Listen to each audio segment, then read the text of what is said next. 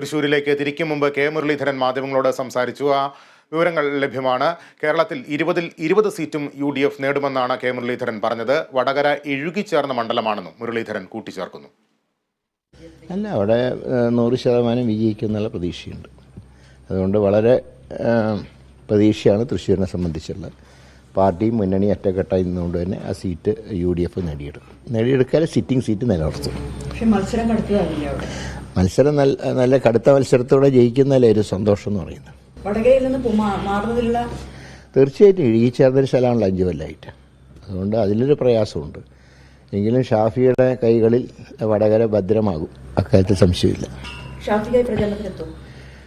അവിടുത്തെ അത് നോക്കിയതിന് ശേഷം എന്നാലും മനസ്സ് വടകരയിൽ ഷാഫിയോടൊപ്പം ഉണ്ട്. BJPയിലെയും അതുപോലെ CPM-ൻ്റെ ആൾക്കാരൊക്കെ ആര് പ്രചരണത്തിന് നടന്ന് കോൺഗ്രസ് അല്ല തീരുമാനിക്കുക, അവരാ തീരുമാനിക്കുക. അവരാരാണെങ്കിലും തീരുമാനിക്കും. അത് ഫൈറ്റ് അല്ലല്ലോ.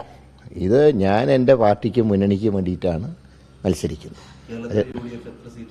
20-ൽ 20 നേടും. 2020 സംശയമില്ല.